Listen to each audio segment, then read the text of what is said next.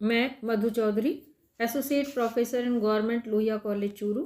आज हम methods for detection of mutation के ऊपर चर्चा करेंगे। इससे पूर्व के वीडियो में हमने जीन म्यूटेशन और संबंधित लक्षणों के बारे में चर्चा की। आज हम देखेंगे कि म्यूटेशंस जो रेडिएशंस द्वारा उपचारित करके क्रोमोसोम में होते हैं, उनको हम किस प्रकार डिटेक्ट करते हैं, उनकी पहचान किस प्रकार करते हैं। वो विजिबल हो सकते हैं, वो लीथल हो सकते हैं। इनके डिटेक्शन के लिए अलग अलग समय में अलग अलग मेथड्स दिए गए। आज हम जिन मेथड्स पर चर्चा करेंगे वो हैं first CLB method, second Muller 5 method, third attached X chromosome method, fourth lethal और visible autosomal mutation detection method. तो जो फर्स्ट है CLB मेथड, ये एक्सपेरिमेंट्स ड्रोसोफिला फ्लाइज पर, जो फ्रूट फ्लाई है, उस पर किए गए। तो फर्स्ट हम देखते हैं CLB मेथड। CLB मेथड में जो फीमेल ड्रोसोफिला लिए जाते हैं, उसमें जो हम जीन का कॉम्बिनेशन लेते हैं, उसमें एक क्रॉसिंग ओवर सप्रेसर, जो एक इन्वर्जन कंडीशन है जीन का, वो लेते हैं, जिससे कि जो जीन हम ले रहे हैं वो जीन में किसी तरह का एक्सचेंज नहीं हो, वो बदले नहीं। दूसरा, हम स्पेशली इसमें एक जीन लेते हैं L, जो एक लीथल जीन है और हेट्रोजाइगस कंडीशन में है। तीसरा, हम लेते हैं बार्ड आई कैरेक्टर का जीन, जो डोमिनेंट स्थिति में है और हेट्रोजाइगस है। इस प्रकार का कॉम्बिनेशन हम लेते हैं फीमेल ड्रोसोफिला के। एक एक्स में होना चाहिए, दूसरा जो उसका एक्स है वो नॉर्मल है। हम एक नॉर्मल मेल लेते हैं और उसको ट्रीटेड करते हैं रेडिएशन के द्वारा, और फिर इनके बीच में हम जब क्रॉस कराते हैं तो हमें जो गैमेट्स मिलते हैं, उसमें एक हमें ये एक्स मिलेगा, दूसरा ये एक्स मिलेगा। जो ट्रीटेड मेल है उसमें एक एक्स होगा, एक गैमेट में हमें एक्स मिलेगा और दूसरे गैमेट में हमें वाई मिलेगा। इस तरह जो F1 जनरेशन हमें प्राप्त होगी, उस F1 जनरेशन में हम जैसा यहाँ पर देख रहे हैं, जब ये CLB जीन युक्त एक एक्स मेल के एक्स से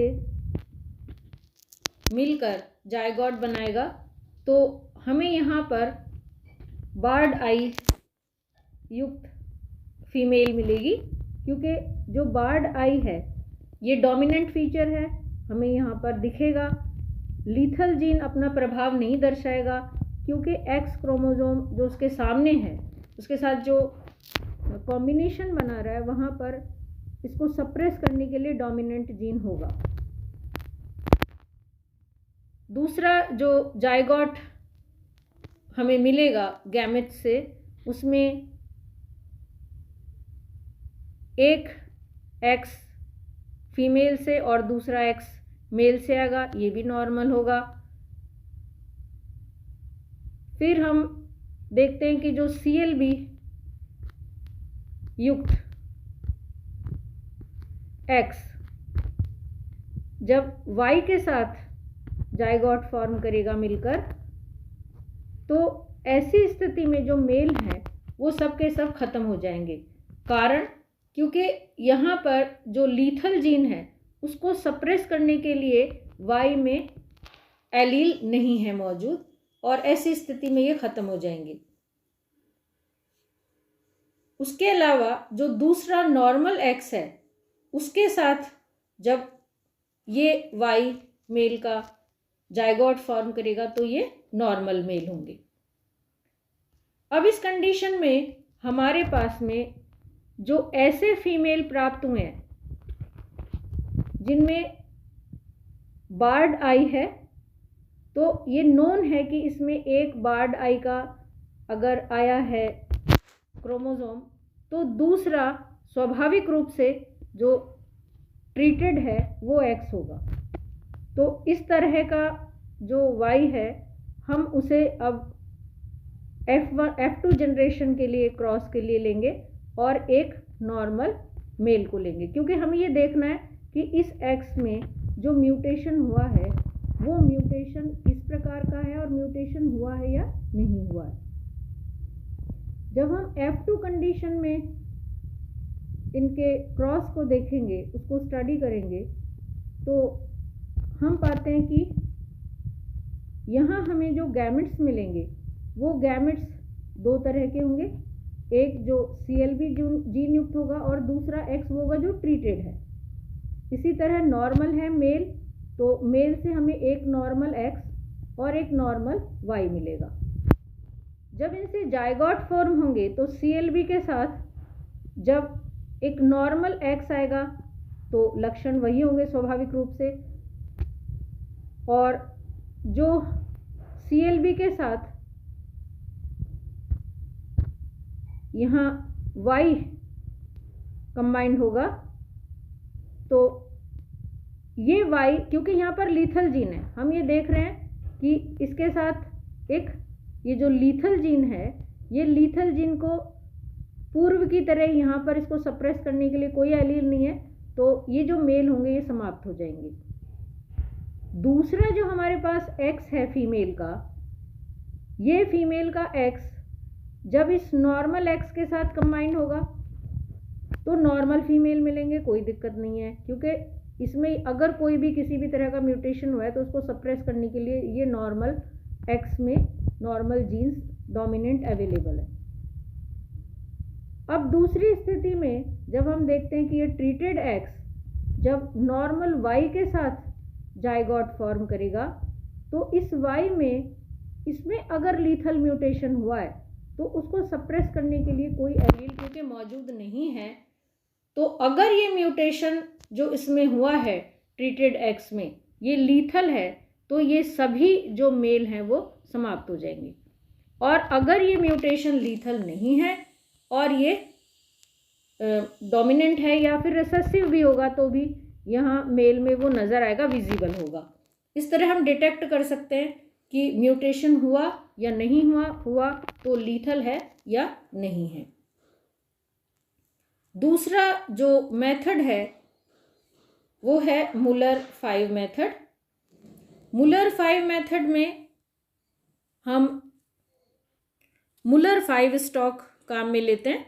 मुलर-5 स्टॉक में जो जीन का कॉम्बिनेशन यहाँ लिया जाता है उसमें पूर्व की तरह ही एक क्रॉसिंग ओवर सप्रेसर जीन का इन्वर्जन कंडीशन होता है, जिससे कि जो जीन लिए गए हैं वो एज इट इज़ कंडीशन में रहें, उनमें कोई एक्सचेंज ना हो, उनमें कोई बदलाव ना हो। और दूसरा जो यहाँ हम जीन लेते हैं वो एप्रिकॉट कलर से ड्रोसोफिला के संबंधित है, और तीसरा है उसकी आइज से संबंधित बी या बेयर्ड आई जो हम देखते हैं कि डोमिनेंट है। जो एप्रिकॉट है वो यहाँ रिसेसिव फीचर लिया जाता है और बर्ड आई जो लिया जाता है वो डोमिनेंट फीचर है, और तीनों जो कैरेक्टर हैं वो होमोजाइगस कंडीशन में यहाँ पर लिए जाते हैं।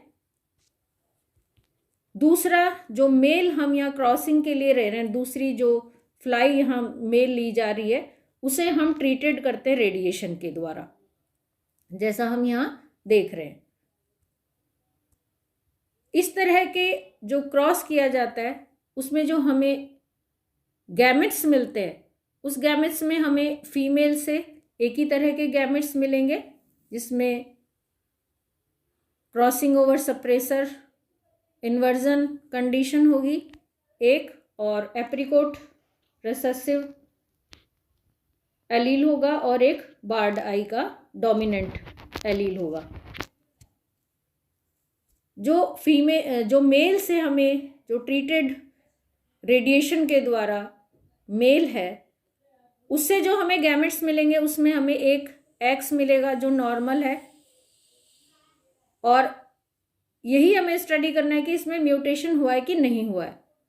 दूसरा दूसरा वाई है। तो दो तरह के गैमेट्स यहाँ मिलेंगे, जिसमें एक में एक्स होंगे क्रोमोसोम और दूसरे में वाई होगा।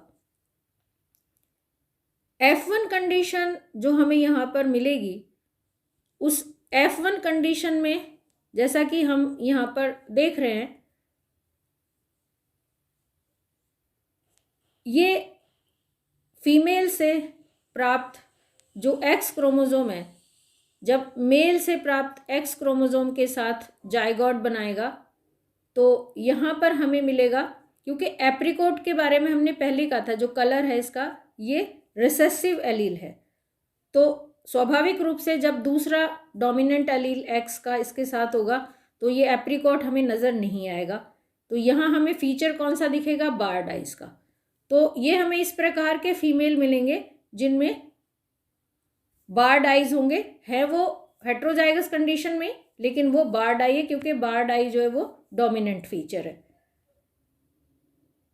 जब ये एक्स नॉर्मल वाई के साथ जाइगोट फॉर्म करेंगे तो यहाँ पर हमें कलर भी एप्रिकॉट नज़र आएगा, क्योंकि वाई में इसको सप्रेस करने के लिए एलील नहीं है। तो जो मेल हमें मिलेंगे यहाँ पर वो कैसे मिलेंगे, मुलर 5 लक्षण युक्त। जो स्टॉक यहाँ पर जीन का है वो सेम होगा जो मुलर 5 में था, crossing over, suppressor, inversion condition gene का, एप्रिकॉट कलर और बार्ड आई।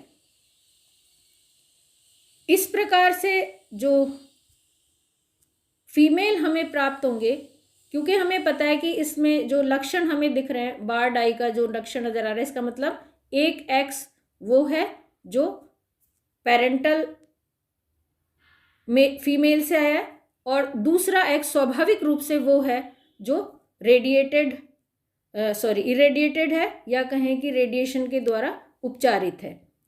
और यही हमें चेक करना है कि यहाँ पर जो इरेडिएटेड एक्स है, ये इरेडिएटेड एक्स में म्यूटेशन हुआ है कि नहीं हुआ है, ये हमें चेक करना है। तो एक तो हम इस तरह के फीमेल लेंगे, और मेल जो हम लेंगे वो मेल वही होंगे जो हमें F1 कंडीशन में मिले हैं, जिनमें मुलर 5 स्टॉक है एक्स में। इस प्रकार जो गैमेट्स हमें मिलते हैं उसमें फीमेल से जो हमें गैमेट मिलेंगे उसमें एक एक्स मिलेगा जिसमें मुलर 5 स्टॉक है, और दूसरा एक्स मिलेगा जिसके बारे में अननोन स्थिति है, हमें नहीं पता है कि उसमें म्यूटेशन हुआ है कि नहीं हुआ है। जो मेल है उस मेल से जो हमें दो गैमेट मिलेंगे, उस गैमेट्स में हम देखेंगे कि एक में मुलर 5 स्टॉक है और दूसरा नॉर्मल वाई क्रोमोसोम युक्त गैमेट हमें मिलेगा। तो 4 गैमेट हमें यहाँ मिलते हैं।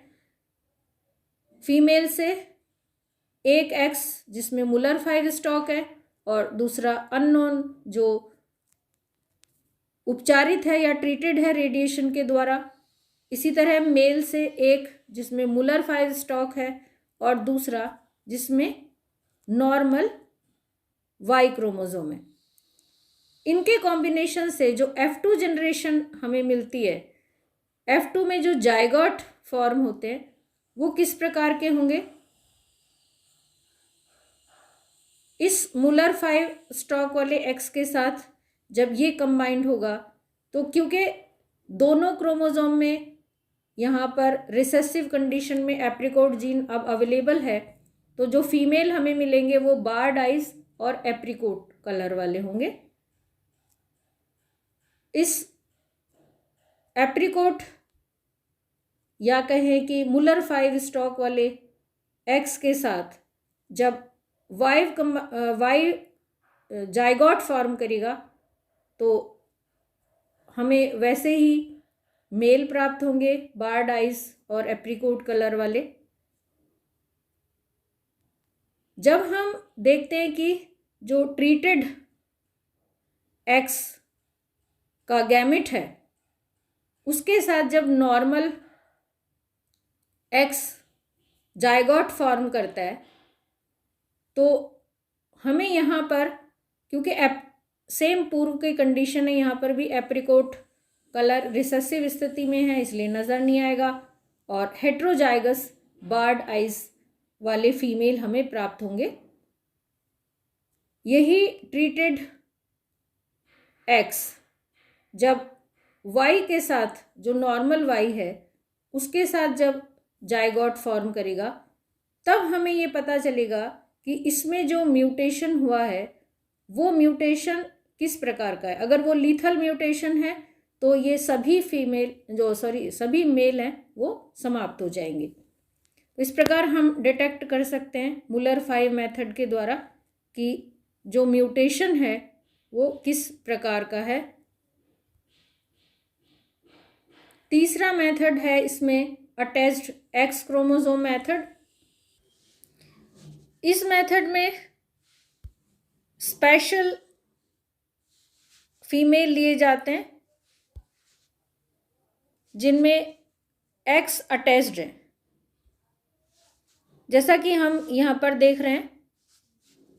ये अटैच्ड एक्स है और इसके साथ में वाई है, लेकिन ये फीमेल है। दूसरा हम नॉर्मल मेल लेते हैं और इस नॉर्मल मेल को ट्रीटेड किया जाता है रेडिएशन के द्वारा। जो F1 जनरेशन में यहाँ पर गैमेट्स मिलते हैं, वो गैमेट्स हमें मिलते हैं, एक जो अटैच्ड एक्स है, अटैच्ड एक्स युक्त गैमेट, और दूसरा जिसमें वाई क्रोमोसोम है। इसी तरह जो नॉर्मल मेल है जो ट्रीटेड किया गया रेडिएशन के द्वारा, उससे हमें मिलता है एक एक्स युक्त गैमेट और एक वाई क्रोमोसोम युक्त गैमेट। अब इन गैमेट्स से जो जायगोट F1 जनरेशन में बनेंगे, वो जायगोट किस तरह के फॉर्म होते हैं। ये अटैच्ड एक्स के साथ जब एक ट्रीटेड एक्स युक्त जायगोट हमें मिलता है तो यहाँ पर सुपर फीमेल हमें मिलती है, क्योंकि यहाँ 3 एक्स हो जाते हैं और कोई भी म्यूटेशन हमें नज़र नहीं आएगा, क्योंकि जो 2 एक्स पहले से हैं इनमें जो भी जीन होंगे वो ही हमें डोमिनेंट नज़र आएंगे। वो रिसेसिव हो चाहे वो डोमिनेंट स्थिति में हो, चाहे वो प्रभावी हो या अप्रभावी स्थिति में हो। ये अटैच्ड एक्स जब वाई क्रोमोसोम युक्त गैमेट के साथ जायगोट फॉर्म करेंगे तो हमें यहाँ पर भी फीमेल मिलेगी, क्योंकि 2 एक्स यहाँ पर हैं।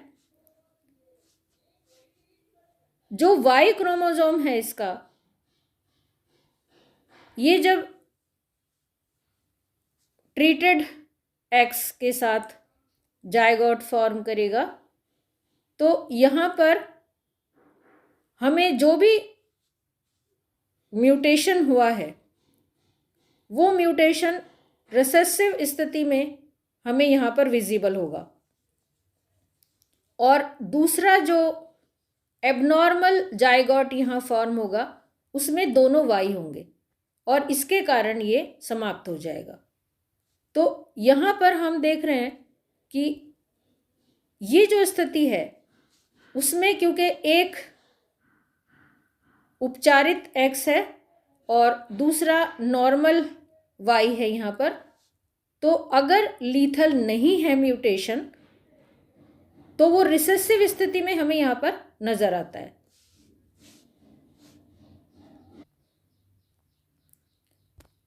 नेक्स्ट जो मेथड है वो है लीथल और visible autosomal mutation detection method. इसमें हम देखते हैं कि इस विधि में हम सेक्स क्रोमोसोम को उपयोग में नहीं लेते, बल्कि हम ऑटोसोम्स को यूज़ करते हैं म्यूटेशन डिटेक्शन के लिए, और एक बैलेंस्ड लीथल स्टॉक यानी संतुलित घातक प्रभाव वाले जीन्स के स्टॉक को हम काम में यहाँ लेते हैं। संतुलित प्रभाव से मतलब है कि जैसे हम यहाँ पर देख रहे हैं कि हम यहाँ पर ड्रोसोफिला में 3 तरह के लक्षणों को लेते हैं। एक कर्ली आइज, दूसरा लोब्ड आइज और तीसरा प्लम आइज। 3 तरह के हम यहाँ पर लक्षण लेते हैं। ये तीनों लक्षण जब होमोजाइगस कंडीशन में होते हैं, रिसेसिव हैं, ये अप्रभावी हैं, और जब ये होमोजाइगस कंडीशन में होते हैं तब ये अपनी लिथलिटी या घातकता शो करते हैं। ये चेक करने के लिए हम यहाँ पर क्या करते हैं कि जो मेल और फीमेल है वो सेम लक्षणों वाले लेते हैं, और जैसा हम यहाँ पर देख रहे हैं, और फिर जब हम इन्हें क्रॉस कराते हैं तो हमें जो गैमेट इससे मिलते हैं वो गैमेट हमें इस तरह मिलते हैं। जो फीमेल है उससे, जैसा हम यहाँ पर देख रहे हैं, कर्ली विंग्स और लोब्ड आइज, और दूसरा एक्स जो हमें मिलेगा वो प्लम आइज युक्त मिलेगा। जो मेल से हमें गैमेट मिलेंगे उसमें एक एक्स हमें मिलेगा कर्ली आइज, और सॉरी एक्स नहीं है, यहाँ पर हम ऑटोसोम्स की बात कर रहे हैं। तो एक क्रोमोसोम हमें मिलेगा फीमेल में कर्ली विंग्स और लोब्ड आइज वाला, और दूसरा जो क्रोमोसोम हम लेंगे दूसरे क्रोमोसोम पर जो दूसरा लक्षण है वो है प्लम आइज का। इसी तरह जो मेल हम ले रहे हैं, मेल में भी स्वाभाविक रूप से ऑटोसोम्स ही काम में लिए जाएंगे। तो एक क्रोमोसोम यहाँ पर होगा जिसमें कर्ली विंग और लॉब्ड आइज हैं, और दूसरा क्रोमोसोम युक्त जो गैमेट है उसमें होंगे प्लम आइज। ये अलग अलग लक्षणों युक्त जो 2 गैमेट हमें यहाँ पर मिलते हैं मेल और फीमेल ड्रोसोफिला से, जब उनसे जायगोट फॉर्म होते हैं तो हम यहाँ देखते हैं कि एक गैमेट जिसमें कर्ली विंग और लॉब्ड आइज युक्त जीन है, वो जब दूसरे कर्ली विंग और लोब्ड आइज युक्त गैमेट के साथ जायगोट फॉर्म करेगा तो ऐसी स्थिति में ये होमोजाइगस कंडीशन में दोनों तरह के जीन जो रिसेसिव हैं आ जाएंगे होमोजाइगस कंडीशन में, और ये समाप्त हो जाएंगे। ये दोनों जायगोट्स जहाँ पर ये तीनों प्रकार के जीन होमोजाइगस कंडीशन में नहीं है, हेट्रोजाइगस कंडीशन में है, विषम युग्मजी अवस्था में है, और क्योंकि ये रिसेसिव हैं तो ये सरवाइव करेंगे। ऐसे जीव जिनमें ये हेट्रोजाइगस कंडीशन में वो सरवाइव करेंगे। बिल्कुल उसी प्रकार से ऐसा जायगोट जिसमें प्लम आइज से संबंधित जीन यहाँ समयुग्मजी अवस्था में है, वो रिसेसिव हैं लेकिन समयुग्मजी अवस्था में होंगे तो ये भी समाप्त हो जाएंगे। अब हमें यहाँ जो एनिमल मिलेंगे, जो भी ड्रोसोफिला मिलेंगे, वो स्वाभाविक रूप से वो ड्रोसोफिला हैं जिनमें हेट्रोजाइगस कंडीशन में ये लीथल जीन मौजूद हैं, लीथल एलील मौजूद हैं। अब जब हमें नोन हो जाता है कि हमने जो स्टॉक लिया है उसमें लीथल एलील मौजूद हैं और वो हेट्रोजाइगस कंडीशन में यहाँ पर हैं, ये एक संतुलित या कहें कि बैलेंस्ड लीथल स्टॉक हमारे पास अवेलेबल हो जाता है। इस क्रॉस के बाद हमें एक ऐसा स्टॉक प्राप्त होता है जिसमें हमें नोन होता है कि जो संबंधित एलील या जीन हम स्टडी कर रहे हैं वो रिसेसिव हेट्रोजाइगस कंडीशन में घातक नहीं होते, और जब होमोजाइगस कंडीशन होती है तब ये घातक होते हैं। और इस प्रकार जो स्टॉक हमें मिलता है उसमें कर्ली विंग, लोब्ड आइज और प्लम आइज युक्त ड्रोसोफिला हमें प्राप्त होते हैं। तो हम फीमेल लेते हैं अपने इस बैलेंस्ड लीथल स्टॉक से, और मेल लिए जाते हैं नॉर्मल, जिन्हें उपचारित किया जाता है, ट्रीटेड किया जाता है रेडिएशन के द्वारा। और इस प्रकार जो गैमेट्स हमें मिलते हैं, इन गैमेट्स के द्वारा जो जनरेशन हमें प्राप्त होती है उसमें हमें जायगोट मिलेंगे, जिसमें कुछ जायगोट्स हमें इस प्रकार के प्राप्त होते हैं जिनमें कर्ली विंग, लोब्ड आइज, और एक जो क्रोमोसोम है वो ट्रीटेड एनिमल से प्राप्त होगा। ये जो ट्रीटेड एनिमल से प्राप्त क्रोमोसोम युक्त ड्रोसोफिला हैं, इन्हें हम अपने नेक्स्ट क्रॉस के लिए या अगले जो भी संकरण हमारा होगा उसके लिए हम यूज़ करते हैं। तो हम यहाँ एक फीमेल लेते हैं जिसमें कर्ली विंग, लोब्ड आइज हैं। स्वाभाविक रूप से जो दूसरा क्रोमोसोम है वो ट्रीटेड एनिमल से आया है, और जो मेल हम यहाँ पर लेते हैं वो अपने बैलेंस लीथल स्टॉक से लेते हैं। हमें ये क्रोमोसोम में होने वाले म्यूटेशन को क्योंकि स्टडी कर रहे हैं, तो दूसरे जितने भी एलील हैं, लीथल एलील हैं, वो नोन होते हैं। इनके द्वारा जब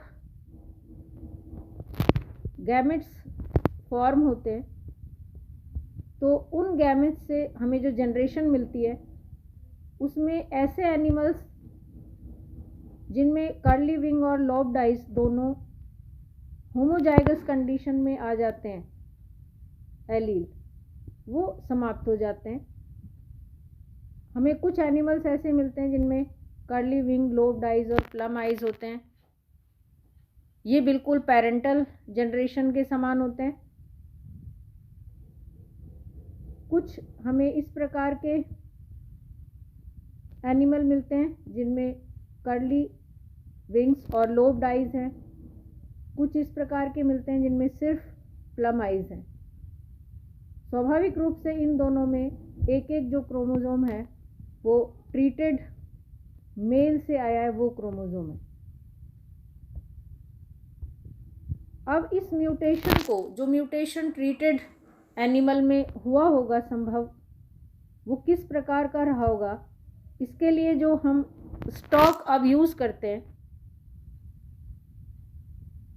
वो स्टॉक ऐसा होता है जिसमें एक क्रोमोसोम ट्रीटेड होता है और एक क्रोमोसोम वो होता है जिसमें अप्रभावी घातक एलील मौजूद होते हैं।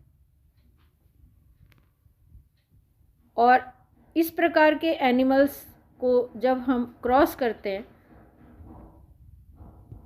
तो जनरेशन जो हमें प्राप्त होती है, जो संतति हमें प्राप्त होती है, उसमें कुछ एनिमल्स ऐसे मिलते हैं जिनमें दोनों क्रोमोसोम ट्रीटेड आते हैं। और यहाँ हमें पता चलता है कि जो रिसेसिव ऑटोसोमल म्यूटेशन हुआ है वो किस प्रकार का है, यहाँ हमें वो दिखता है। क्योंकि दोनों क्रोमोसोम सेम है, अगर रिसेसिव म्यूटेशन हुआ है तो इस होमोजाइगस कंडीशन में वो हमें नज़र आता है।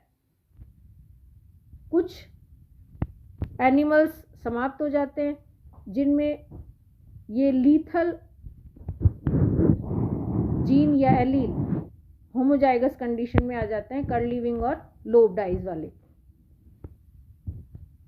50% जनरेशन ऐसी होती है जो कर्ली विंग और लोब्ड आइज युक्त होती है। सिर्फ वो होती है जिसमें एक क्रोमोसोम वो होता है जो ट्रीटेड होता है, और क्योंकि कर्ली विंग और लोब्ड आइज यहाँ पर हेट्रोजाइगस कंडीशन में होते हैं तो इस प्रकार के एनिमल सरवाइव करते हैं।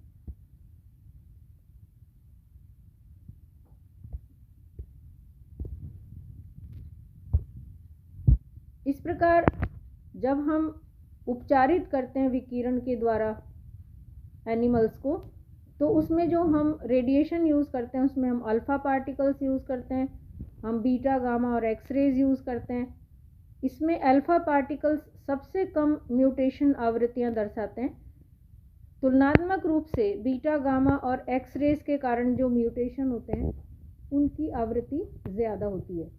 तो इस प्रकार हमने देखा कि हम अलग अलग मेथड्स के द्वारा जो सेक्स क्रोमोसोम हैं, एलोसोम्स हैं और ऑटोसोम्स हैं, उनमें किस प्रकार से डिटेक्ट कर सकते हैं, पहचान कर सकते हैं म्यूटेशंस की। Thank you.